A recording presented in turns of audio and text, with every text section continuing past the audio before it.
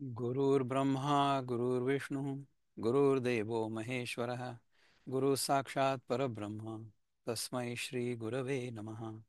तस्मै श्री गुरवे नमः. नमस्कार. आपण गेल्या वेळेस ब्रह्मभूत जो आहे त्याचे काय गुणधर्म असतात ते बघितले. ब्रह्मभूत प्रसन्नात्मा, न शोचती न कांक्षती, समः सर्वभूतेषु मद्भक्ती लभते पराम, असा श्लोक होता रे. तर जो ब्रह्मभूत आहे तो प्रसन्नात्मा असलाच पाहिजे. म्हणजे आपल्याला जर हे लक्षात आलेलं असेल की आपलं खरं स्वरूप काय आहे, आपल्या खऱ्या स्वरूपामध्ये आपल्या व्यतिरिक्त काहीतरी आहे असा फक्त भास होतो. हे जर कळलं तर जे भासमान आहे त्याच्याबद्दल आपल्या मनामध्ये न राग असेल न द्वेष असेल. राग म्हणजे आसक्ती, किंवा आपल्याला एखादी गोष्ट हवी आहे अशी प्रबळ इच्छा. समजा आपल्या मनामध्ये असं असलं की आपल्याला हे हवं आहे, समजा नाही मिळालं तर क्रोध, म्हणजे मराठीतला राग येईल. संस्कृत मधला राग म्हणजे आसक्ती. एखादी गोष्ट आपल्याला हवी आहे अशी प्रबळ इच्छा, त्यालाच संस्कृतमध्ये इथे कांक्षती म्हटलंय भगवंतानी. आणि समजा एखादी गोष्ट आपल्या मनासारखी नाही झाली तर मग न शोचती, म्हणजे वाईट पण नाही वाटत. असं कधी होईल जर आपल्याला खरंच कळलं की आपण कोण आहोत. ज्याप्रमाणे स्वप्नातून उठल्यानंतर आपल्याला हे कळतं की स्वप्न खोटं होतं, त्यामुळे मग स्वप्नामध्ये समजा एखादी गोष्ट चांगली घडलेली असेल तरी सुद्धा त्याच्याने काही विशेष फरक पडत नाही आपण जागं झाल्यानंतर. तसंच समजा स्वप्नात एखादी गोष्ट वाईट झालेली असली तर जागं झाल्यानंतर काय विशेष फरक पडत नाही. थोड्या वेळ असं वाटेल आपल्याला की हां, चांगलं स्वप्न पडलेलं असेल तर मग चांगलं पण वाटेल कदाचित. आपल्याला शरीरामध्ये सुद्धा काही बदल घडतील. आय एम शुअर की जे हॅपी हॉर्मोन्स असतात ते स्वप्नात चांगली गोष्ट घडली तरी सुद्धा हॅपी हॉर्मोन्स आपल्या शरीरामध्ये सिक्रेट होत असतीलच. त्याप्रमाणे दुःख जर होत असेल, दुःख झालं समजा, दुःखद प्रसंग बघितला आपण स्वप्नामध्ये, तर त्याच्यामुळे दुःखामुळे सिक्रेट होणारे जे हॉर्मोन्स असतात आपल्या शरीरामध्ये ते सिक्रेट होत असतीलच, होतातच म्हणजे. कारण की वाघ पाठीमागे लागलेला असला स्वप्नामध्ये तर उठल्याबरोबर घाम आलेला असतो किंवा छातीत धडधड होते, है ना. तर वाईट स्वप्न पडलं होतं हे आपल्याला जागं झाल्यानंतर कळतं आणि मग त्याच्याबद्दल आपण विसरून पण जातो काही दिवसानंतर, काही वेळानंतरच. म्हणजे कधी कधी तर आठवत पण नाही आपल्याला स्वप्न. स्वप्नातून जागं झाल्यानंतर कळतं की स्वप्न खोटं होतं, परंतु स्वप्नात असताना स्वप्न खरं वाटतं. त्याचप्रमाणे जागृत अवस्था सुद्धा जेव्हा आपण जागे आहोत तेव्हा खरी वाटते. म्हणजे तुम्हाला असं वाटतं ना की दादा की त्याचं चिंतन करतायत, आपण त्यांच्यासोबत बसून ते जे सांगतायत ते आपण ऐकतोय.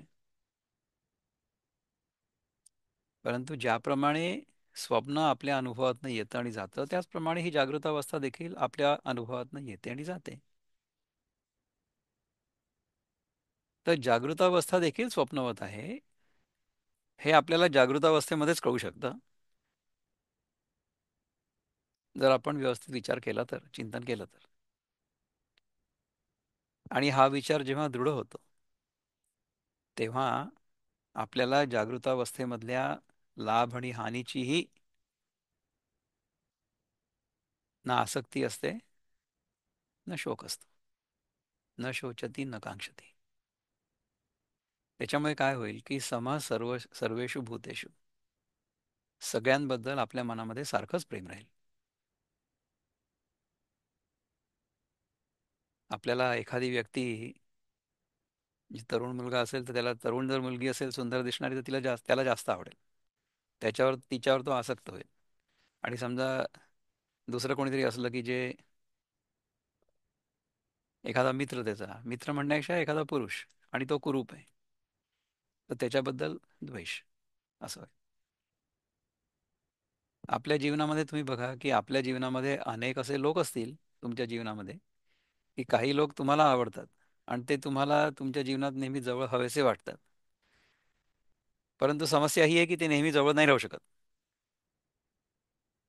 काही लोक असे आहेत की जे तुम्हाला नाही आवडत आणि असं वाटतं की ते दूर असावेत, पण ते जवळच राहतात. त्यांना दूर घालवून देऊ शकत नाही आपण. असंही होतं. तर या दोन्ही परिस्थितींमध्ये आपण सम असणं, सम म्हणजे एखादी आवडीची व्यक्ती जर जवळ असली तर त्याच्यामुळे आपण खूप जास्त हुरळून जायची गरज नाही.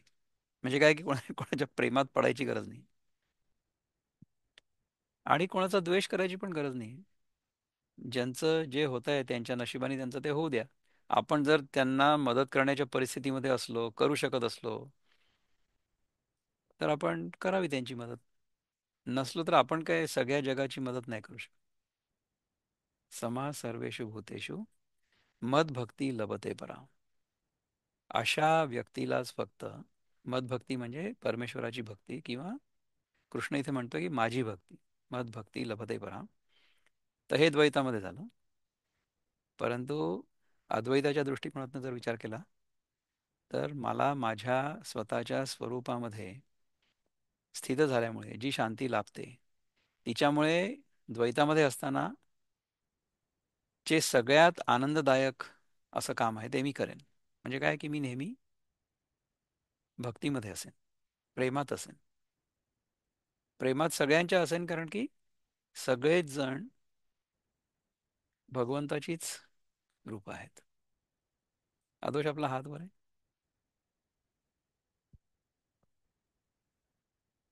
हो दादा, एक थोडं हे इंग्लिश वाक्य फॉल इन लव्ह ला रिवाइज करता येईल का, की राईज इन लव्ह? हो, अर्थात. आपण जर लोकांच्या प्रेमात असलो, कसे असू, कारण की जी व्यक्ती आपल्या जीवनात येते किंवा आपल्या अनुभवात येते, ती म्हणजे भगवंताचंच रूप आहे. हे जर कळलं आतून, तर मग त्या व्यक्तीच्या प्रेमात आपण राहू. So you will rise in love with that person.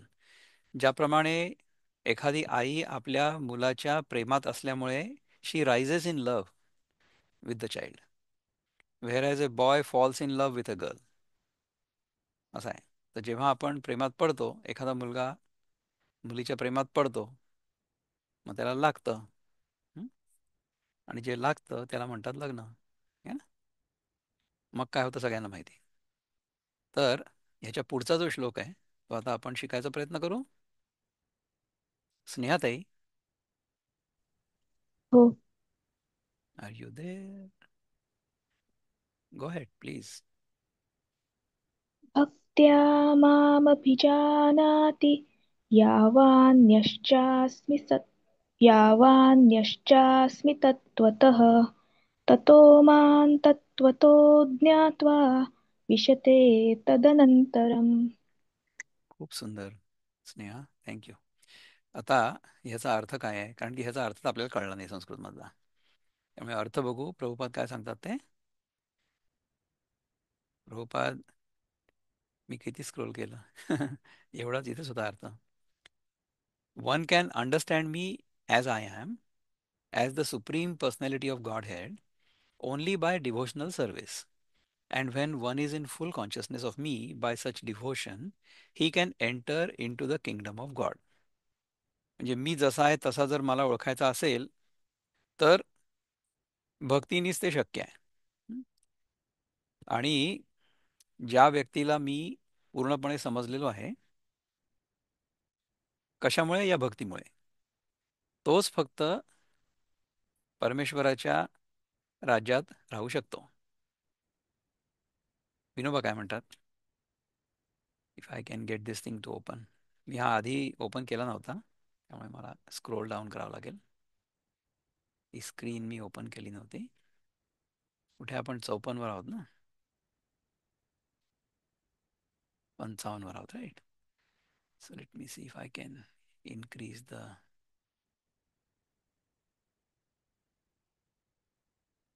Good. भक्तीने तत्वता जाणे, कोण मी केवढा असे, ह्या परी मज जाणूनी माझ्यात मिसळे मग. भक्तीने तत्वता जाणे,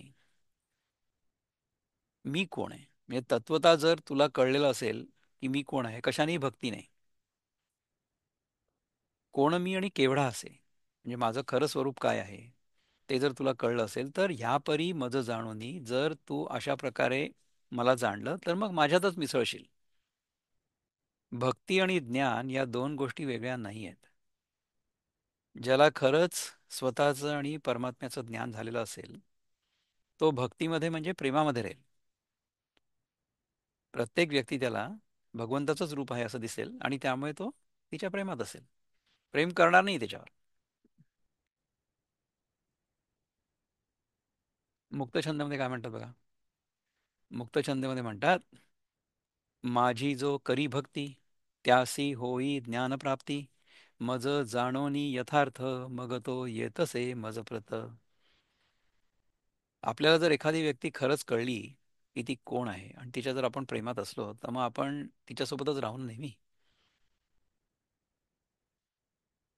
मला मला जाणणे भक्ती मार्गेच त्याने, असे जाणिले तत्व माझे जयाने, कळावे तयामी कसा तो, कसा ते, कळावे तयामी कसा ते यथार्थ, असा भक्त तद्रूप माझ्यात पार्थ. तद्रूप म्हणजे तत्रूप, म्हणजे माझं जे रूप आहे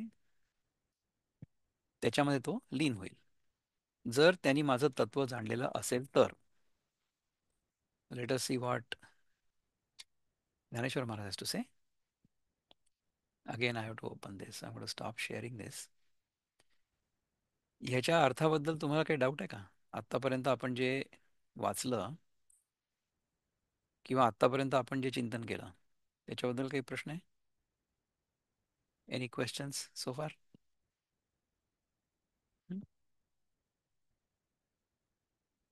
तत्वता जर आपण भगवंताला जाणलं तर आपण त्याच्या भक्तीमध्ये नाही राहणार तर कसं होईल? बिलकुलच राहू.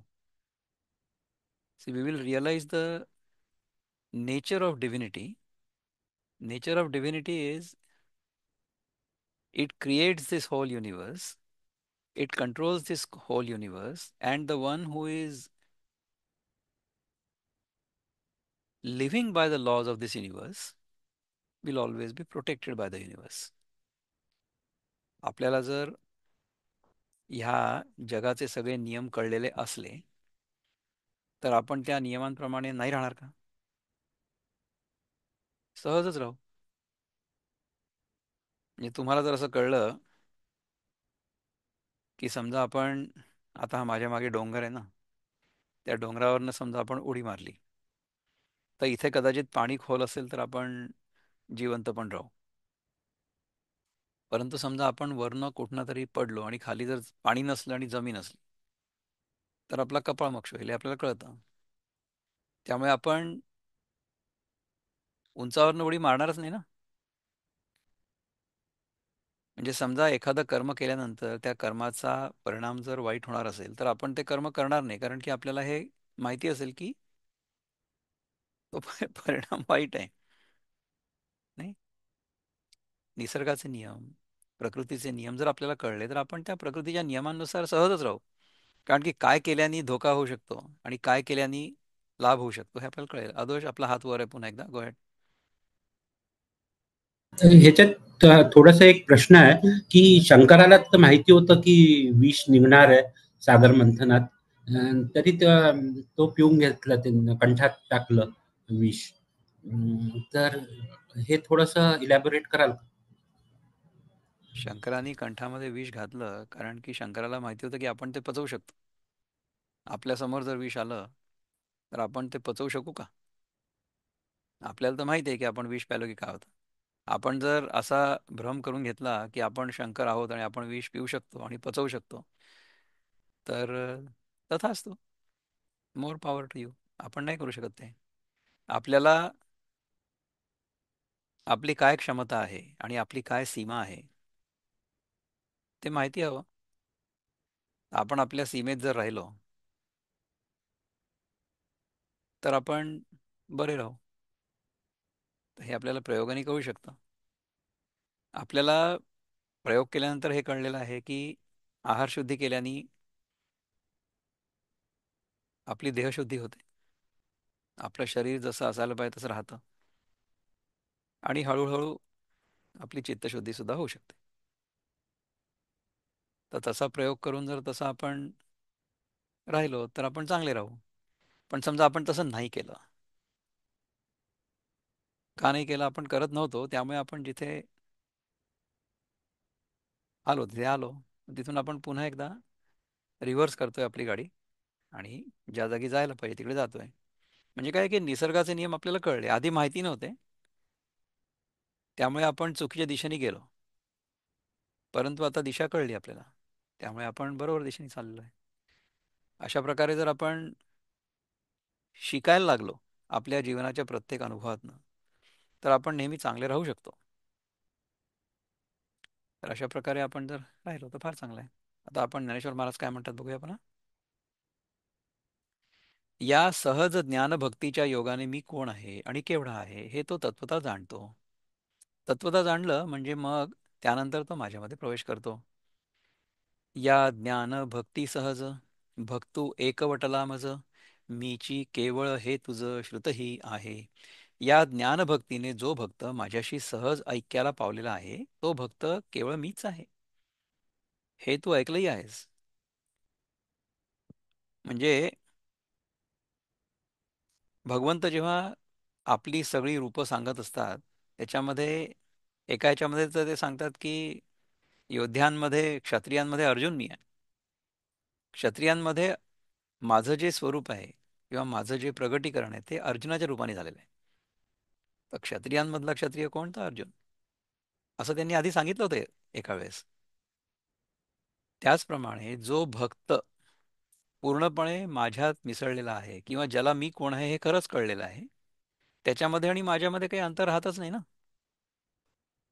जे उभ ऊनिया भुजा ज्ञानिया आत्मा माझा, हे बोलिलो कपिध्वजा सप्तमाध्यायी.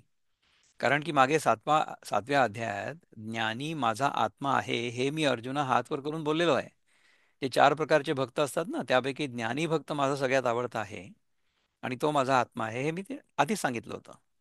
आपण ते चार भक्त बघितले ना मागच्या वेळेस, आर्त, अर्थार्थी, जिज्ञासू आणि ज्ञानी. ते कल्पादी भक्ती मिया श्री भागवतमिषे ब्रह्मया उत्तम म्हणोनी धनंजया उपदेशली. अर्जुना, ती ही भक्ती उत्तम म्हणून मी कल्पाच्या आरंभी भागवताच्या द्वारे ब्रह्मदेवाला सांगितली.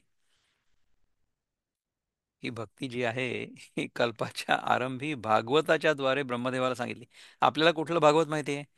की जे शुकदेवांनी परीक्षिताला सांगितलं. परंतु आरंभी, कल्पाच्या आरंभी म्हणजे दुसरं कोणीच नव्हतं, फक्त ब्रह्मा होता. राईट. तर ब्रह्मदेव जो होता त्या ब्रह्मदेवाला मी म्हणजे कृष्णानी असं म्हणतायत की मी ही ब्रह्मदेवाला सांगितली कथा. हं? की ही भक्ती उत्तम आहे.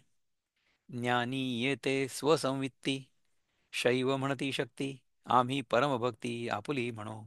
ज्ञानी हिला म्हणजे चौथ्या भक्तीला स्वसंविती म्हणतात. स्वसंविती म्हणजे काय की मला माझ्या स्वरूपाची ओळख झाली. I have realized who I am, self realization. शैव हिला शक्ती म्हणतात आणि आम्ही तिला आपली श्रेष्ठ भक्ती म्हणतो. हे मज मिळतीये वेळे, तया क्रमयोगिया फळे, मग समस्त ही निखिळे मियाची भरे. ही भक्ती त्या मागे सांगितलेल्या क्रमयोग्याला माझ्याशी ऐक्याला पावण्याच्या वेळेस फलद्रूप होते. तर जर भक्त ज्ञानी असेल तर तो माझ्याशी ऐक्य पावतो. मग त्याला हे सर्व विश्व केवळ माझ्याच स्वरूपाने भरून जाते. म्हणजे मग त्याला हे सगळं जे विश्व आहे ते सगळं भगवंताचंच रूप आहे किंवा भगवंताचंच प्रगटीकरण आहे. मॅनिफेस्टेशन ऑफ द डिव्हाइन हे कळायला लागतं. तेव्हा काय होतं? तेथ वैराग्य विवेकेसी, आटे बंध मोक्षेसी, वृत्ती तिये आवृत्तीसी बुडोनी जाय.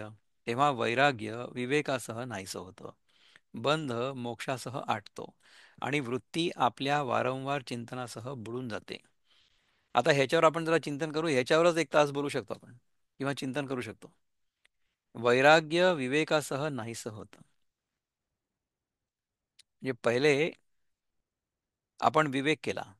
विवेक केला म्हणजे काय, की कुठली गोष्ट नित्य आहे आणि कुठली गोष्ट अनित्य आहे हे आपल्याला कळलं. विवेक म्हणजे डिस्क्रिमिनेशन. एखादी गोष्ट समजा नित्य असेल तर तिला धरून ठेवा, एखादी गोष्ट अनित्य असेल तर तिला सोडून द्या. असं पहिले करायला सांगितलं विवेक. विवेक केल्यामुळे काय होईल, की जी अनित्य वस्तू आहे त्याच्यापासून वैराग्य येईल. म्हणजे काय, की ती वस्तू आपल्याला हवी आहे किंवा आपण ती धरून ठेवायला पाहिजे अशी इच्छाच मनातनं चाली जाईल. तर अशी वस्तू कुठली आहे? अशी वस्तू म्हणजे सगळं जग आहे. कारण की जे आत्ता आहे ते दुसऱ्या क्षणी नाही आहे. म्हणजे काय, की अनित्य आहे. तर जर जग आपल्याला जसं आहे तसं राहावं असं वाटत असेल तर ही इच्छा चुकीची आहे आणि ही अविवेकी इच्छा आहे. विवेकी जो असेल त्याला हे जग जसं आहे तसं राहावं, टिकावं अशी अजिबात इच्छा राहणारच नाही. जग हे सारखं बदलतंय. बदलणं हे ह्या जगाचं स्वरूप आहे. बदलणं हे ह्या जगाचा स्वभाव आहे. त्यामुळे त्याला बदलू द्या. ते बदलत असताना आपल्या मनामध्ये कुठल्याही प्रकारचा विक्षेप येणार नाही. कुठल्याही प्रकारची कामना निर्माण होणार नाही आणि कुठल्याही प्रकारचा शोक होणार नाही, की अरे आत्ता हे असं होतं आणि हे गेलं. हे असंच आहे स्वरूप या जगाचं. त्यामुळे जगाच्या वस्तूंमध्ये जर आपण अडकून राहिलो तर आपल्याला दुःखाशिवाय दुसरं काही मिळणार नाही, केव्हा ना केव्हा तरी. कारण की जगामधल्या गोष्टी सारख्या बदलतील.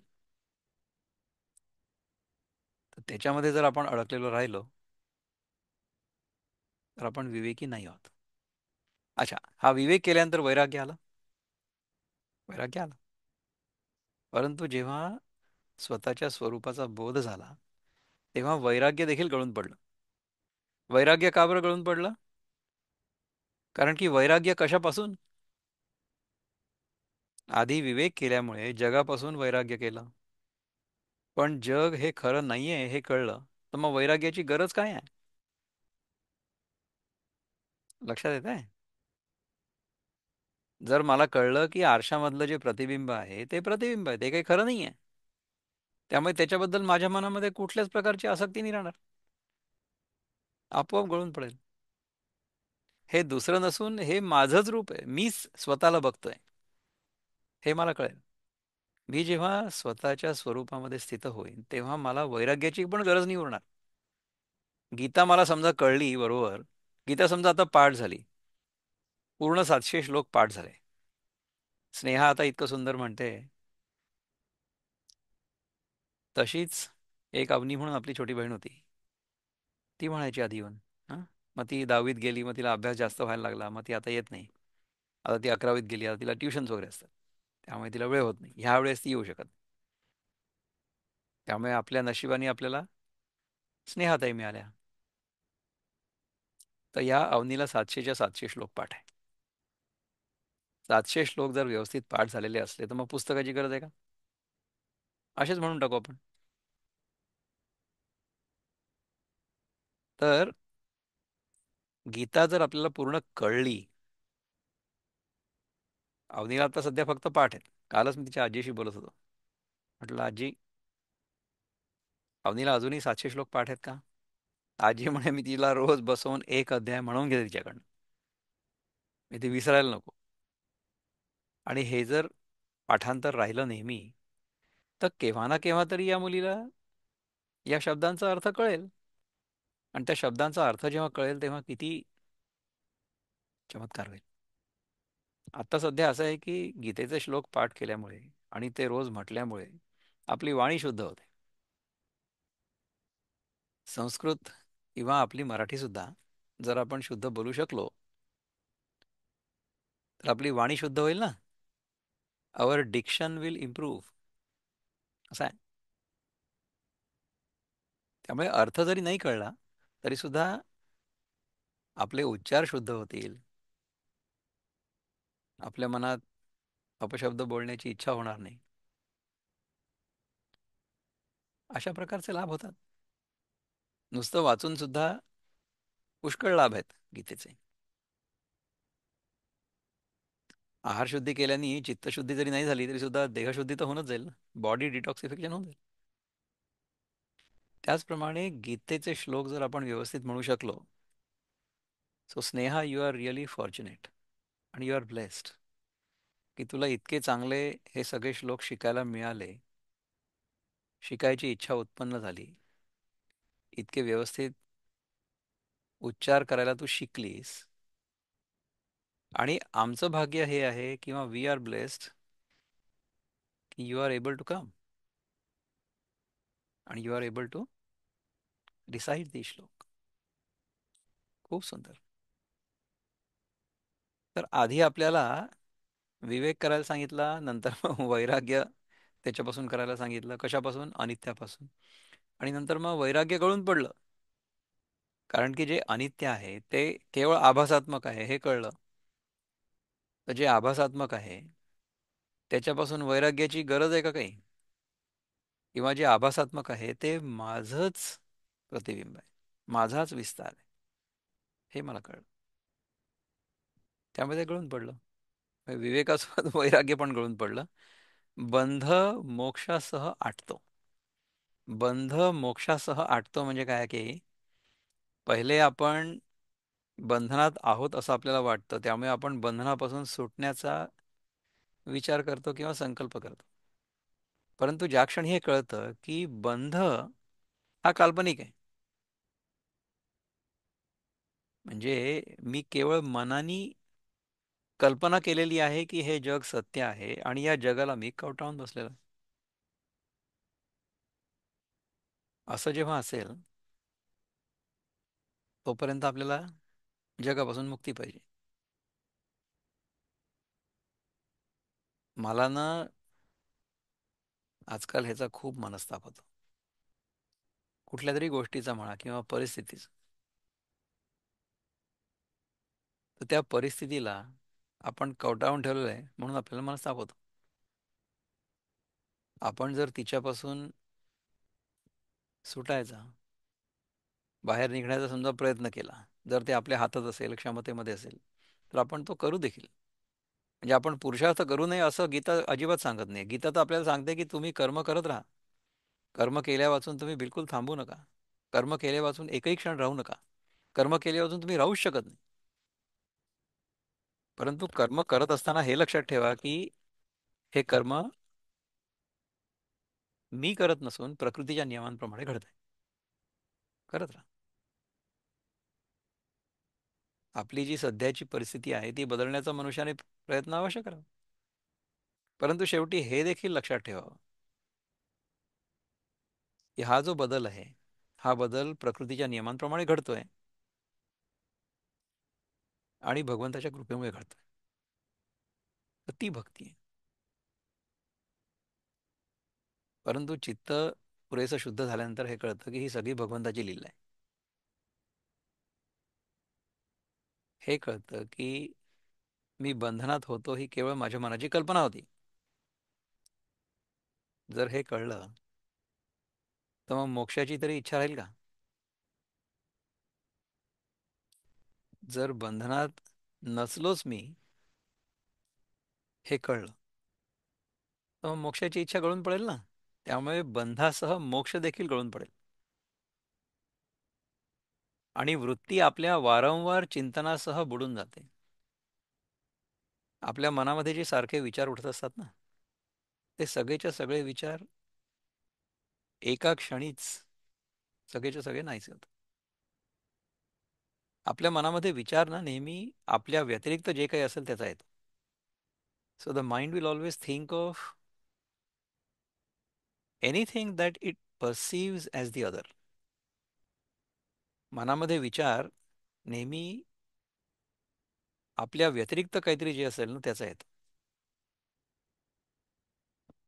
मन जेव्हा स्वतःचाच विचार करतं तेव्हा मन नाहीच होतं.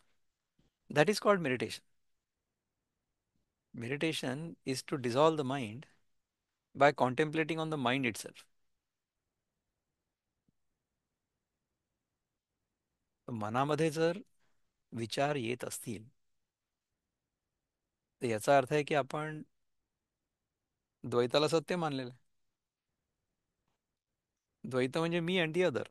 So as long as I keep thinking that the other is real, I will always contemplate on it.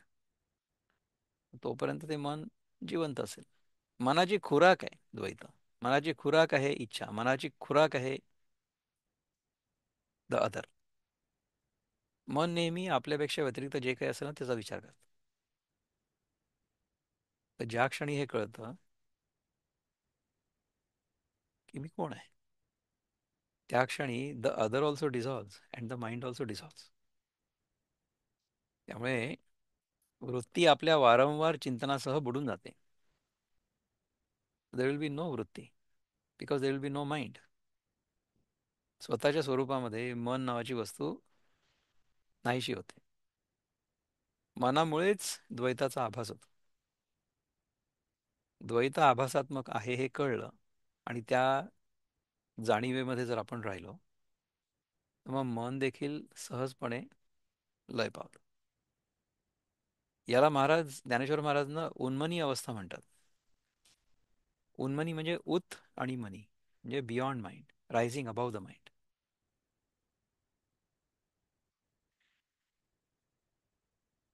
घेऊनी ऐलपणाते परत्व हारपे जेथे गिळवूनी चारी भूते आकाश जैसे.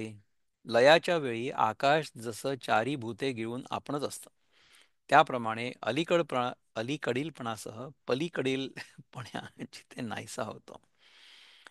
म्हणजे आकाशामध्ये चारही महाभूत नाहीशी होतात किंवा विलीन होतात. आपण जेव्हा हा देह सोडतो ना तेव्हा असं म्हणतात की पृथ्वी तत्व जे आहे हे जलतत्वामध्ये विलीन होतं. तुम्हाला हे माहिती आहे का की शरीरातनं प्राण गेले की त्या शरीराचं पाणी पाणी व्हायला लागतं. So the liquid material will dissolve the solid material. हे पृथ्वी तत्व जलतत्वामध्ये डिझॉल्व्ह व्हायला लागतं हळूहळू. आपण जर हे शरीर बाहेर ठेवून दिलं ना, म्हणजे समजा एखाद्याचा प्राण गेला आणि ते शरीर जर बाहेर राहिलं तर पहिले त्याच्यातलं जे पृथ्वी तत्व आहे the solid material in the body will get dissolved in the liquid material. आपोआप होत आहे. Actually it happens due to bacterial action. म्हणजे बॉडी बायोडिग्रेड होते. ठीक आहे ना. हे पृथ्वी तत्व जलतत्वामध्ये विलीन व्हायला लागतं. अच्छा, ते जलतत्व जे आहे ना ते अग्नितत्वामध्ये विलीन होतं. So the liquid material gets eliminated by the fire element. अग्नितत्व जे आहे ते वायुतत्वामध्ये विलीन होतं आणि वायुतत्व जे आहे ते आकाश तत्वामध्ये विलीन होतं. आणि मग आकाश कशामध्ये विलीन होणार आहे? आकाश तर जसं आहे तसंच आहे. आकाशाला काही नाही होत. आकाशामध्ये या सगळ्या गोष्टी विलीन होतात. The whole thing gets dissolved in the akash. तर लयाच्या वेळी आकाश जसं चारी भूते घेऊन आपणच असतं त्याप्रमाणे अलीकडीलपणासह पलीकडलेपणा जिथे नाहीसा होतो. म्हणजे अलीकडीलपणा म्हणजे काय? अलीकडीलपणा म्हणजे धिस वर्ल्ड आणि पलीकडीलपणा म्हणजे दी अदर वर्ल्ड. म्हणजे इथलं जग आणि तिथलं जग ह्या दोन गोष्टी सुद्धा नाहीशा होतात. आपण जोपर्यंत आपल्याला असं वाटत असतं ना की आपण आत्ता इथे आहोत आणि आपल्याला तिथे जायचंय तोपर्यंत we are moving from one place to another.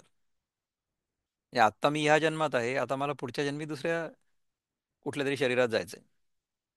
म्हणजे अलीकडीलपणा आणि पलीकडीलपणा, किंवा मला असं वाटत असेल की मी आता पृथ्वीवर आहे, तर नंतर मी स्वर्गात जाईन किंवा नरकात जाईन. अलीकडीलपणा आणि पलीकडीलपणा. अलीकडीलपणा, पलीकडीलपणा is divided by time and space. की आत्ता मी इथे आहे, आत्ता मी या जगात आहे, नंतर मी पलीकडल्या जगात जाणार आहे. हे नंतर टाइम. पलीकडलं जग म्हणजे आत्ता हे आहे ते नाही, दुसरं. So not this space, not this time, but another space, another time. हा जो अलीकडीलपणा आहे आणि पलीकडीलपणा आहे, त्या दोन्ही गोष्टी नाहीशा होतात. So there is no differentiation of time and space. तया परी ठळथाद साध्य साधनातील शुद्ध, ते मी होऊनी एकवद भोगितो माते. त्याप्रमाणे अलीकडील पलीकडील काठ अगर मध्यभाग आणि साध्य साधन.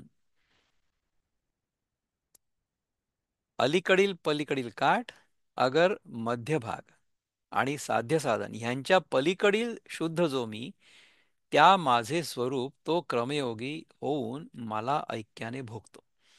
म्हणजे ह्याच्यामध्ये there is no differentiation at all. न अलीकडला काठ आहे, न पलीकडला काठ आहे, न मध्यभाग आहे, न साध्य आहे, न साधन आहे. यांच्या पलीकडला जो शुद्ध मी, त्या माझं स्वरूप तो क्रमयोगी होऊन मला ऐक्याने भोगतो. ऐक्याने भोगतो म्हणजे मी एकटाच आहे हेच त्याला भान होतं. इथे दुसरं काही नाहीच आहे हे त्याला लक्षात आहे, आणि त्या आनंदात तो नेहमी राहतो. घडोनी सिंधूचिया अंगा, सिंधूवरी तळपे गंगा, तैसा पाडू तया भोगा अवधारी जो. समुद्राच्या अंगाला मिळून गंगा जशी समुद्रावर स्पष्ट दिसून येते, तोच प्रकार त्याच्या भोगाचा आहे, हे तू ऐक. म्हणजे गंगा मिळाली सागराला तर काही वेळेपर्यंत तुम्हाला गंगा वेगळी दिसेल, म्हणजे सागरामध्येच, परंतु गंगा तिथे मिळालेली आहे असं आपल्याला दिसेल. परंतु ते एकच झालेलं आहे. म्हणजे सागर आणि गंगा या दोन्ही गोष्टी एकच झालेल्या आहेत. त्यातलं पाणी एकमेकांमध्ये मिसळलं आणि त्याच्यामध्ये फक्त पाणी उरलं, ना गंगा उरली ना सागर उरला. का आरिसा यासी आरिसा, उटुनी दाविलिया जैसा, देखणा अतिशयो तैसा भोगणा तिये. अथवा ज्याप्रमाणे एका आरशाला दुसरा आरसा स्वच्छ करून दाखवला असता तिथे द्रष्टेपणाचा भर असतो, म्हणजे पाहणारा आणि पाहिले जाणारं, हे दोघे द्रष्टेच असतात. तसाच त्या भोगण्यात द्रष्टेपणाचाच भर असतो. तुम्ही मला सांगा की समजा एक आरसा दुसऱ्या आरशासमोर ठेवला असा, तर कोण द्रष्टा आणि कोण दृश्य, आपण हे सांगू शकू का? कोणाचं प्रतिबिंब कशात पडलंय? एक आरसा समजा दुसऱ्या आरशासमोर ठेवला तर कोणाचं प्रतिबिंब कशात पडलेलं आहे असं आपण सांगू? एकाचं प्रतिबिंब दुसऱ्यात आणि दुसऱ्याचं प्रतिबिंब पहिल्यात, असं होईल. इथे दोन राहणारच नाही, तिथे फक्त एकच उरेल. मला माझ्या स्वतःच्या स्वरूपामध्ये माझं खरं स्वरूप आणि परमात्मा, ह्या दोन गोष्टी वेगळ्या आहेत का? या दोन गोष्टी आरशासारख्याच आहेत. त्या गोष्टी समजा एकमेकांच्या समोर आल्या तर काय होईल? कोणाचं प्रतिबिंब कोणात? आत्मा आणि परमात्मा या दोन गोष्टी वेगळ्या नाहीच आहेत. त्या दोन गोष्टी म्हणजे एकच आहे.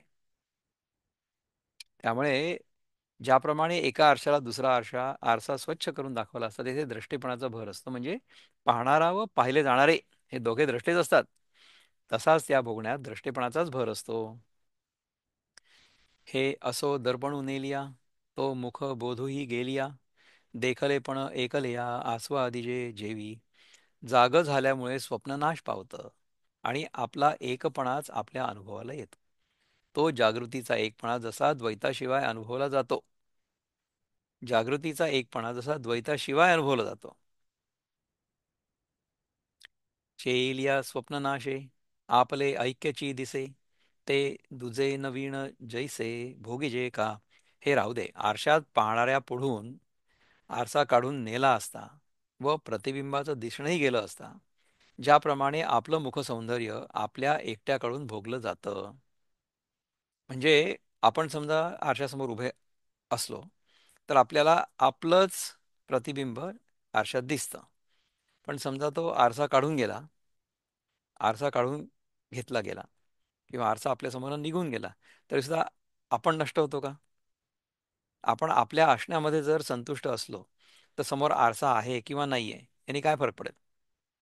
नाही पडणार ना. म्हणजे कसं आहे की आपल्याला समजा हे लक्षात आलं की हे जग म्हणजे माझ्या मनाचा विस्तार आहे, तर जग असलं किंवा नसलं तरी काही फरक नाही पडणार.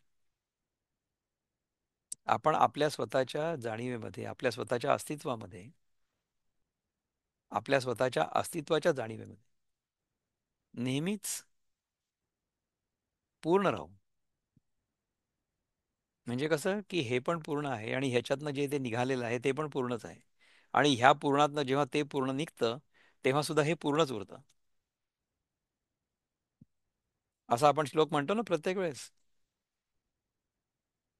आपला 1 तास संपल्यानंतर पूर्णमदः पूर्णमिदं पूर्णात पूर्णम उदच्यते असं म्हणतो ना. तर आपल्या समोरचं जे प्रतिबिंब आहे ते प्रतिबिंब जरी काढून टाकलं तरी सुद्धा हे पूर्णच उरतंय ना. हे तर आहेच, ह्याच्यामुळे ते आहे.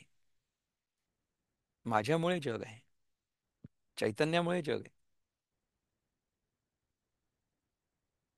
जर चैतन्य नसलं तर जग नाही आहे, है ना. त्यामुळे ह्या जगाचं अस्तित्व माझ्यावर अवलंबून आहे. मीच जर नसलो तर मला जगाचा अनुभव होणारच नाही. हे जग असलं तरी सुद्धा मला होत नाही ना तो. रोज रात्री होत आहे, जग नाहीच होत. तर हे जग माझ्या असण्यावर आणि मी त्याला बघण्यावर आणि मी त्याला खरं मानण्यावर अवलंबून आहे.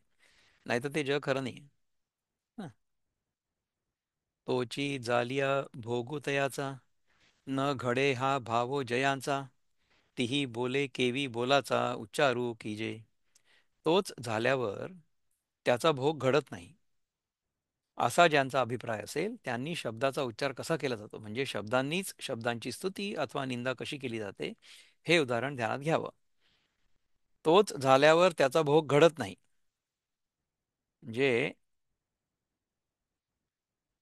आपण सध्या, आपण मागच्या वेळेस काय विचार केला होता किंवा आपण चिंतन केलं होतं तुम्हाला आठवतं का? की आपल्याला ही जी वेगळेपणाची भावना आहे असं जाणवतं ना, तिला म्हणतात चिदाभास. So my notion of my separateness, my awareness of my separateness और my mistaken awareness of my separateness, म्हणजे माझी जी स्वतःबद्दलची जी जाणीव आहे की मी वेगळा आहे, मी एक वेगळा जाणणारा आहे, मी एक वेगळा ज्ञाता आहे, the separate knower, I as a separate knower and you are as a separate, you as a separate knower. तुम्ही सगळे वेगळे जाणणारे, मी समजा वेगळा जाणणार, असं जोपर्यंत मला वाटत असतं ना तोपर्यंत तो चिदाभास आहे. म्हणजे आपण त्याचंही उदाहरण बघितलं होतं की समजा एखाद्या आरशामध्ये सूर्याचं प्रतिबिंब पडलेलं असेल, तो आरसा आपण असा जर फिरवला, जिथे कुठे अंधार असेल तिथे त्या आरशातल्या प्रतिबिंबाच्या सूर्यामुळे प्रकाश होतो. आपण हा खेळ लहानपणी केलेला आहे सगळ्यांनी, की आपण एक छोटासा आरसा घेतो आणि तो आरसा सूर्याचं प्रतिबिंब आपण फिरवतो दुसरीकडे, तर दुसरीकडे प्रकाश पडतो. तर असं वाटतं ना की ह्याच्यामुळे ते प्रकाशलं. हे जोपर्यंत आपल्याला वाटतं तोपर्यंत आपल्याला असं वाटतं की हे पण प्रकाशक आहे, म्हणजे this also is able to illuminate. हा जो स्वतःचा वेगळेपणाचा आभास आहे त्याला म्हणतात चिदाभास. आणि आपल्याला असं वाटतं की हेच खरं आहे. तर हे जोपर्यंत खरं आहे असं वाटतंय ना, तोपर्यंत आपण याच्या प्रकाशात येणाऱ्या ज्या गोष्टी आहेत त्या भोगतो. म्हणजे we enjoy the things that are illuminated by this reflected consciousness. परंतु जेव्हा हे आपल्याला कळतं की मी खरा कोण आहे, तेव्हा हा आरसा जो आहे तो पुन्हा पुन्हा सूर्याकडे पुन्हा फिरवला जातो. तर ह्यातला जो प्रकाश आहे तो जेव्हा सूर्याकडे परत फेकला जातो तेव्हा ह्या प्रकाशामुळे तो सूर्य प्रकाशित होईल का, की ते दोन्ही एकमेकांमध्ये मिळतील? तर जर आपण जीवात्मा म्हणून परमात्म्याकडे जर तोंड केलं,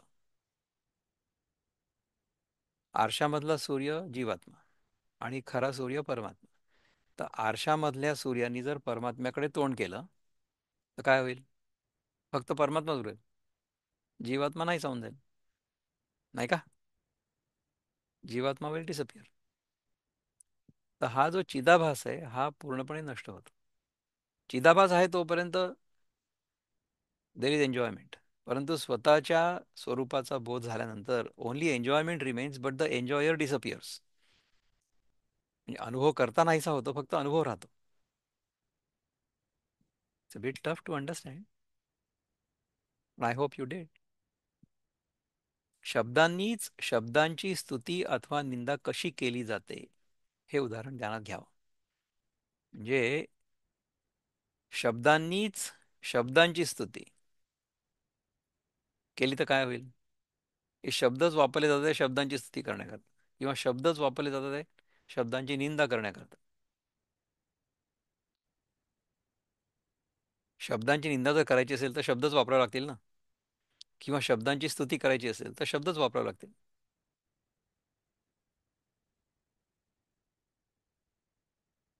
आहे कठीण कळायला, परंतु आपण प्रयत्न करतोय सगळेजण. तयांच्या नेणोगावी रवी प्रकाशी हनदिवी की व्योमालागी मांडवी उभिली तिही. ऐक्यात भोग घडत नाही असे म्हणणारे त्यांच्या गावात दिव्याकडून सूर्यप्रकाशाला जात असेल तर न कळे, अथवा त्यांनी आकाशाला आत घेण्याकरता मांडव उभारला की काय कळत नाही.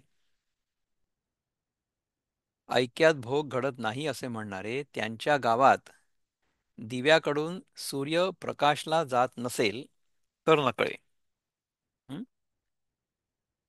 ज्यांना असं वाटतंय की ऐक्यामध्ये भोग घडत नाही, ते लोक काय करतायत की दिव्यानी सूर्यप्रकाशला जाऊ शकत नाही असं म्हणतात, किंवा आकाशाला आत घेण्याकरता मांडव उभारला की काय कळत नाही, की आता आपण या आकाशाला वेढण्यासाठी किंवा आकाश पकडण्यासाठी आपण हा मांडव उभारलाय, कारण की सगळंच्या सगळं आकाश आपण ह्याच्यामध्ये मांडवामध्ये आणणार आहे असं आपल्याला वाटतंय.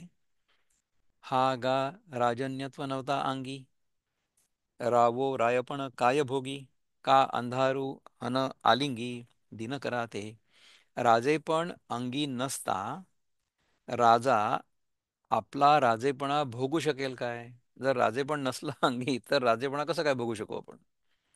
अथवा अंधार आपण अंधकार रूप राहून सूर्याला आलिंगन देऊ शकेल का? अंधार सूर्याला आलिंगन नाही देऊ शकणार, कारण की अंधाराने जर सूर्याला आलिंगन दिलं तर अंधार उरणारच नाही. आणि आकाश जे नव्हे तया आकाश काय जाणवे, रत्नाच्या रूपी मिरवे गुंजांचे लेणे. आणि जे आकाश नाही त्याला आकाश काय आहे हे कसं कळेल? अथवा गुंजांचा अलंकार म्हणजे टोटली वर्थलेस, रत्नांच्या अलंकारासारखा रत्नाच्या अलंकारात शोभेल काय? म्हणून मी होणे नाही तया मीची आहे केही, मग भजेल हे काही बोलो किर. म्हणून जो मी मद्रूप झाला नाही त्याला मीच कोठे आहे, मग तो माझी भक्ती करेल हे बोलायलाच नको. जोपर्यंत आपल्याला आपण परमेश्वरापेक्षा वेगळे आहोत असं वाटत राहील तोपर्यंत आपण त्याची भक्ती करत राहू. आणि आपल्याला जेव्हा हे कळेल की परमेश्वराचा जो एसेन्स आहे, जे त्याचं तत्व आहे ते, आणि माझा जो एसेन्स आहे किंवा माझं जे तत्व आहे, ह्या दोन्ही गोष्टी एकरूपच आहेत. म्हणजे कसं की लाट सुद्धा पाणीच आहे आणि समुद्र सुद्धा पाणीच आहे, हे जेव्हा कळेल तेव्हा लाट असेपर्यंत तो समुद्राची भक्ती करेल. म्हणजे जागृतावस्थेची लाट जोपर्यंत आहे तेव्हा त्या लाटेमध्ये हा जो जीवात्मा आहे हा परमात्म्याची भक्ती करेल किंवा परमात्म्याच्या भक्तीत राहील. परंतु त्याला हे माहिती असेल की परमात्मा पण पाणीच आहे आणि मी हा जीवात्मा हा पण पाणीच आहे. तर अशा प्रकारे आपण आपल्या स्वतःच्या स्वरूपाचा बोध झाल्यानंतर सुद्धा जागृतावस्थेमध्ये आपण भक्तीत राहू, प्रेमात राहू.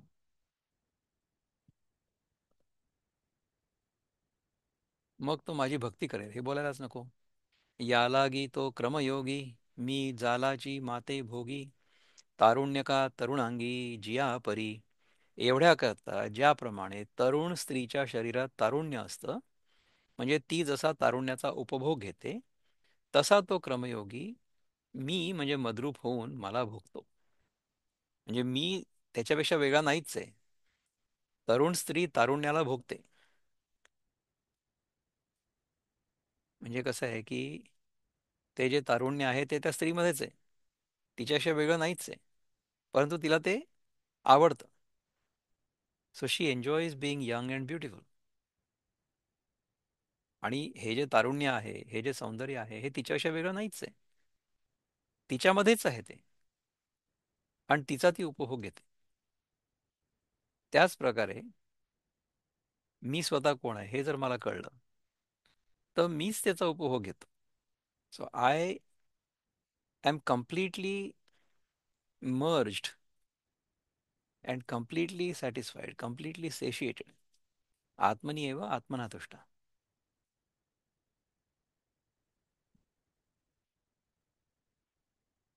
तरंग सर्वांगी तोयचुंबी, प्रभा सर्वत्र विलसे बिंबी, नाना अवकाश नभी लुंठतू जैसा. लाट जशी सर्वांगानी पाण्याचाच उपभोग घेते, अथवा प्रभा, प्रभा म्हणजे पहाट, जशी बिंबाशी एक होऊन बिंबाच्या रूपाने शोभते. बिंब म्हणजे सूर्यबिंब, सूर्याचं बिंब असतं ना सकाळी जे उगवतं ते. तर त्याच्या आधी जी प्रभा असते ती बिंबाशी एक होऊन बिंबाच्या रूपाने शोभते. अथवा पोकळी जशी आकाशात आकाशच होऊन लोळते. छोटीशी पोकळी जी असते ना ती आकाशात आकाश होऊनच लोळते. तैसा रूप होऊनी माझे, माते क्रियावीण तो भजे, अलंकारू का सहजे, सोनया ते जेवी. जसा दागिना स्वतः सोनं असून सोन्याला भजतो, त्याप्रमाणे तो क्रमयोगी मद्रूप होऊन क्रियेशिवाय मला भजतो. म्हणजे काय, दागिन्याचं सोन्याशी अभिन्न असणं हेच त्याचं सोन्यास भजणं. तसंच जीवाने माझ्याशी अभिन्न होऊन असणं हेच त्याचं मला भजणं होय. म्हणजे काय की मला जर हे लक्षात आलं की मी हा छोटासा जीवात्मा हा परमात्म्यापेक्षा वेगळा नाहीच आहे, मी परमात्म्यामध्येच आहे किंवा परमात्मा सुद्धा माझ्यामध्येच आहे, तर माझ्याशी अभिन्न होऊन असणं हेच त्याचं मला भजणं. का चंदनाची धृती ऐसी, का चंदनाची धृती जैसी, चंदनी भजे अपैसी. का अकृत्रिम शशी चंद्रिका ते, अथवा चंदनाचा सुवास जसा चंदनाला स्वभावतःच भजतो, अथवा चांदणं जसं स्वभावतः चंद्राला भजतं. म्हणजे ह्या दोन गोष्टी वेगळ्या नाहीच आहेत. त्याचप्रमाणे जीवात्मा आणि परमात्मा ह्या दोन गोष्टी वेगळ्या नाहीच आहेत. तैसी क्रिया किरण असा आहे, तरी अद्वैती भक्ती आहे. हे अनुभवाची जोगे नव्हे बोला ऐसे. त्याप्रमाणे अद्वैतात क्रिया करणं खरोखर सोचत नाही, तरी अद्वैतात भक्ती आहे ही गोष्ट अनुभवाने पटण्यासारखी आहे. म्हणजे काय की ज्ञान आणि भक्ती या दोन गोष्टी वेगळ्या नाही आहेत. ही बोलण्यासारखी नाही आहे, ही पटण्यासारखी आहे, बोलण्यासारखी नाही आहे. अनुभवाने पटण्यासारखी आहे परंतु बोलण्यासारखी नाही. म्हणजे काय पटवून देणार कोणाला? आपल्या अनुभवामध्ये आपण तुष्ट राहू, संतुष्ट राहू, परंतु ते समजावून नाही सांगता येणार कोणाला. शब्दांनी बोलून नाही दाखवता येणार की मी कोण आहे. मला कळलंय की मी कोण आहे परंतु मी सांगू नाही शकत, कारण की ते शब्दाच्या पलीकडलं आहे, ते समजावून सांगण्याच्या पलीकडचं आहे. तेव्हा पूर्वसंस्कार छंदे, जे काही तो अनुवादे, तेणे आळविलेनी वो दे बोलिता मीची. तेव्हा पूर्वसंस्काराच्या अनुरोधाने तो जे काही बोलेल त्या विनवणीने ओ देऊन बोलणारा मीच होतो, म्हणजे मीच माझ्याशी बोलतो. बोलतया बोलताची भेटे, तेथे बोलिले हे न घटे, ते मौन तव गोमटे स्तवन माझे. बोलणाऱ्याला जेव्हा बोलणारा स्वतः भेटतो तेव्हा बोलला हा व्यवहार घडत नाही, ते मौन म्हणजेच माझी उत्तम स्तुती होय. जर मला माझ्या स्वतःच्या स्वरूपाची ओळख झाली तर मग वाणी तिथे बंद होईल. तिथे काही समजावून सांगण्यासारखं शक्य उरणार नाही. You will not be able to explain that. हा स्वतःचाच बोध स्वतःनीच करून घ्यायचा आहे. ते मौन म्हणजेच माझी उत्तम स्तुती होय. म्हणून तया बोलता, बोली बोलता मी भेटता, मौन होय तेणे तत्वता स्तवितो माते. म्हणून तो बोलत असताना त्याच्या बोलण्यात बोलणारा जो मी तो भेटत असल्या कारणाने ते त्याचं बोलणं मौन होतं. त्या मौनाने खरोखर तो माझं स्तवन करतो. तैसेची बुद्धी का दिठी, जे तो देखो जाय किरीटी, ते देखणे दृश्य लोटी देखतेची दावी. त्याप्रमाणे बुद्धीने अथवा डोळ्याने तो जे पाहाव्यास जातो त्याचं ते पाहणं दृश्याला एकीकडे सारून पाहणारासच दाखवतं. म्हणजे आपण बघायला काहीतरी गेलो होतो दुसरं, पण दुसरं तिसरं काही नसून ते आपलं स्वरूप आहे हे आपल्याला कळलं. आरिसया आधी जैसे देखतेची मुख दिसे, तयाचे देखणे तैसे मेळवी दृष्टे. आरसा पुढे येण्याच्या अगोदर असलेलं आपलं तोंड हे पाहणारं असून तेच प्रतिबिंब रूपाने आपल्यालाच पाहतं. त्याचप्रमाणे त्याच्या दर्शनाने द्रष्ट्याच्याच दर्शनाचा योग येतो. हं. दृश्य जाऊन या दृष्टे, दृष्ट्यासीची जे भेटे, ते एकलेपणाने न घटे द्रष्टेपणही. जेव्हा दृश्य जाऊन म्हणजे दृश्य कल्पनेचा निराश होऊन द्रष्टा द्रष्ट्यालाच भेटतो, तेव्हा एकटा द्रष्टाच राहिल्यामुळे आता त्याच्या ठिकाणी द्रष्टेपणाही घडत नाही. द्रष्टा म्हणजे ऑब्झर्वर, द्रष्टा म्हणजे बघणारा. बघणारा जो आहे तो स्वतःलाच बघतो, त्यामुळे बघणाऱ्याला आपल्याशिवाय दुसरं काही आहे असं दिसतच नाही. बघणाऱ्याला फक्त तो स्वतःच दिसतो. द्रष्टेपणाने द्रष्टा स्वतः द्रष्ट्याला बघतो, त्यामुळे तेव्हा एकटा द्रष्टाच राहिल्यामुळे आता त्याच्या ठिकाणी द्रष्टेपणाही घडत नाही. म्हणजे ही डझंट रिमेन ए द्रष्टा एनिमोर. त्याच्यामध्ये द्रष्टेपणा म्हणजे मी पाहणारा ही भावना देखील गळून पडते. तेथ स्वप्नीचिया प्रिया, चेवोनी झोंबो गेलिया, ठाई जे दोन्ही न होनिया आपणची जैसे. तेव्हा एखादा पुरुष स्वप्नात दिसलेल्या स्त्रीला जाग होऊन आलिंगन देण्यास गेला असता स्वप्नातील नवरा आणि बायको हे दोन्ही नाहीसे होऊन जसा केवळ आपण मात्र राहतो. स्वप्नामध्ये दोन वेगळे दिसत होते, परंतु त्यातनं जागं झाल्यानंतर असं लक्षात आलं की स्वप्नाचे दोन होते, दोन नव्हते. मी एकटाच होतो नेहमी. त्याचप्रमाणे ह्या जागृतावस्थेतल्या स्वप्नातून जागं झालो की मीच एकटा आहे हे कळेल आपल्याला, आणि इथल्या गोष्टींबद्दल आपल्या मनामधली जी आसक्ती असेल ती गळून पडेल. का दोही काष्ठाची ए घृष्टी, माझी वन्ही एक उठी, तो दोन्ही हे भाषा अटी आपणची होय. अथवा दोन लाकडांच्या घासण्यात एक अग्नी उत्पन्न होतो, तो अग्नी दोन लाकडे ही भाषा नाहीशी नाहीशी करून तो आपण एकटाच राहतो. म्हणजे दोन्ही लाकडे त्यात जळून जातात. म्हणजे द्वैत हे अद्वैतामध्ये जळून जातं. नाना प्रतिबिंब हाती, घेऊ गेलिया गभस्ती, बिंबताही असती जाय जैसी. सूर्य आपलं प्रतिबिंब हातात घेऊ गेला असता प्रतिबिंब तर जातच, पण प्रतिबिंब सापेक्ष असणारा बिंबाचा बिंबपणा तोही जसा जातो. सूर्यानी समजा आपलं प्रतिबिंब धरायचा प्रयत्न केला तर प्रतिबिंब पण जाईल आणि बिंब पण जाईल. तैसा मी होऊनी देखते, तो घेऊ जाय दृश्याते, तेथ दृश्य ने तिथे दृष्ट वेसी. त्याप्रमाणे द्रष्टा जो मी, तो मी होऊन तो पुरुष जेव्हा दृश्याला घेऊ जातो म्हणजे पाहतो तेव्हा दृश्य तर नाहीसं होतच, परंतु दृश्य सापेक्ष असलेला द्रष्टेपणाही असलेल्या दृश्यासह नाहीसा होतो. म्हणजे कसं आहे पहा की जोपर्यंत मी बघणारा आहे असं मला वाटतं तोपर्यंत मला जे दिसतंय ते माझ्यापेक्षा वेगळं आहे असं लक्षात येतं. परंतु जेव्हा माझा द्रष्टेपणा द्रष्टेपणालाच बघतो, so when I look at my self, तेव्हा there is no other, there is no other. कारण की मी स्वतःलाच बघतोय. मी जर स्वतःला बघत असेन तर दुसरं काय दिसणार आहे? काही दिसणार नाही.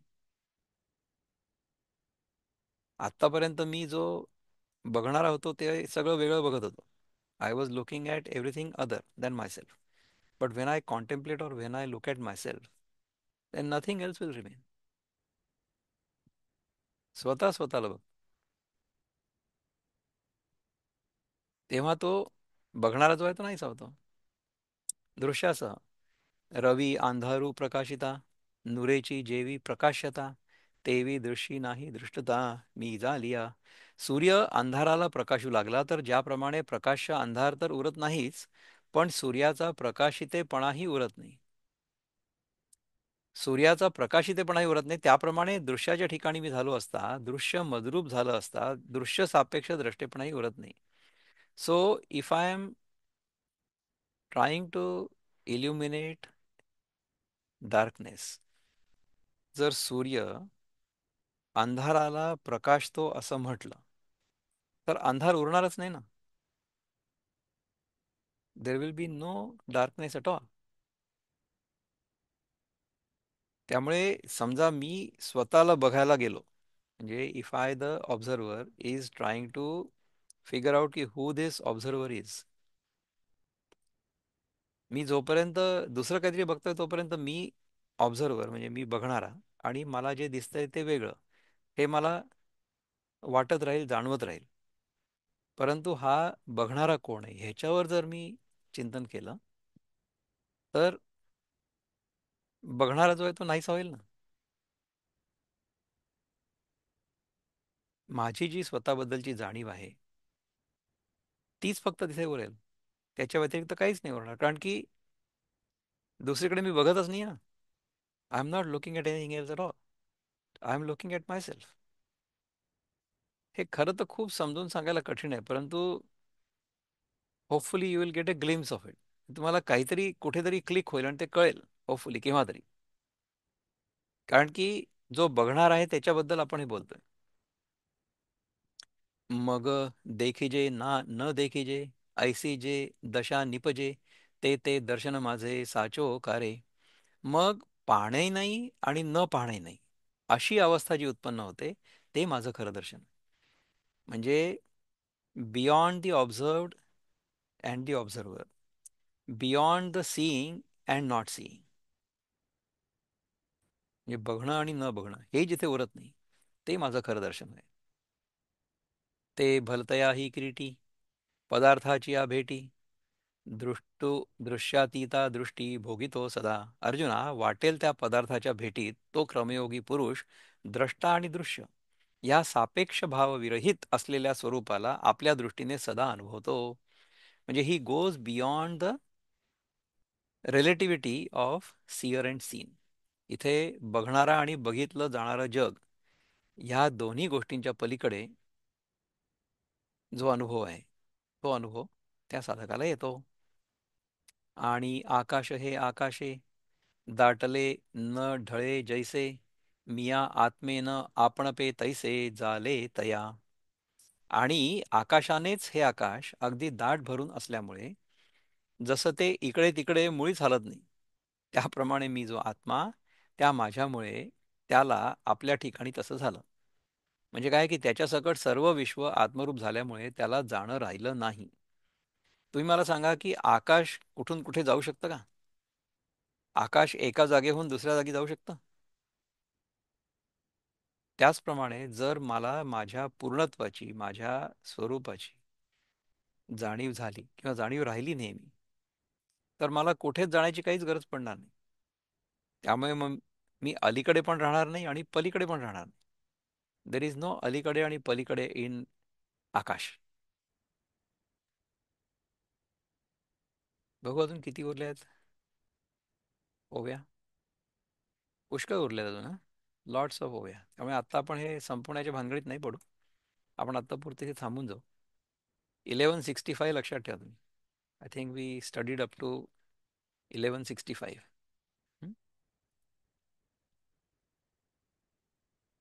आणि आकाशानेच हे आकाश अगदी दाट भरून असल्यामुळे जसं ते इकडे तिकडे मुळीच हलत नाही, त्याप्रमाणे मी जो आत्मा, त्या माझ्यामुळे त्याला आपल्या ठिकाणी तसं झालं.